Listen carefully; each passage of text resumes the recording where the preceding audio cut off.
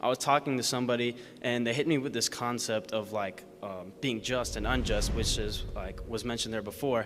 But they went beyond the personal like level, and what I mean by that is like this lady right here. Like if I looked at her and I like punched her or slapped her, right? Like that would not be very just. But if something exists in like the world between materials and us, so like say if I'm walking down and like a boulder, you know, hits me and I die, obviously that's not just, but the suffering that brings is not caused from anything, because I guess you could say like that unjust or justness does not exist in the world of like materials, right? Like that rock or boulder didn't choose to hit me because like, oh, I don't like him, you know, I'm just. So you're talking about the distinction between moral evil and natural evil. Yeah. That so, if someone does something immoral to someone else, that's one way evil is perpetrated, or at least suffering is perpetrated. Yeah. And if a natural disaster occurs, a boulder falls on your head, that's another way. Yeah. Okay, so what's the question in there? Why is that like allowed to happen if we do have like a just God? Because I guess like it's like the same standard of justness, right? Or justness. I don't know if that's. Well, Christians believe that the world is broken because we broke it. Yes. And we think that the reason that even natural disasters occur is because the world has fallen due to our own sin. So we're the ones that broke it, and Jesus actually fixed it. So we still live in a broken world, and evil and suffering still occurs even to Christians. In fact, it's promised to Christians.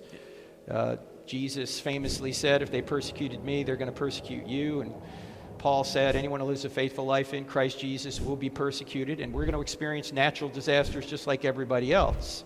And we all know it shouldn't be that way, right? In fact, I don't care what worldview somebody has. You can ask anybody of any worldview this question: what's wrong with the world? No one is going to say, nothing, everything's fine. Everyone knows there's something wrong with the world. If there's something wrong with the world, there must be a standard that we're judging that to be wrong. That standard is God's nature. So why does God allow certain things, evil things to happen? Well, we could spend a lot of time talking about that. And even if we can't figure out an answer, that doesn't mean God doesn't have an answer, right? God may allow certain evil things to happen because it's going to bring forth good later.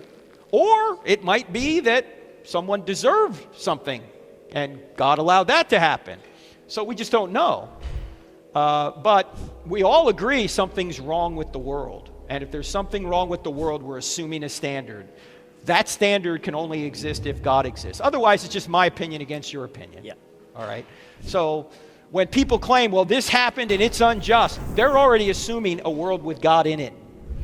Because as soon as they start talking about justice and injustice, they're assuming God. That's why the book I mentioned earlier, Stealing from God, Why Atheists Need God to Make Their Case, is pointing out that whenever atheists complain about justice in the world, for example, they're stealing a standard from God in order to do so.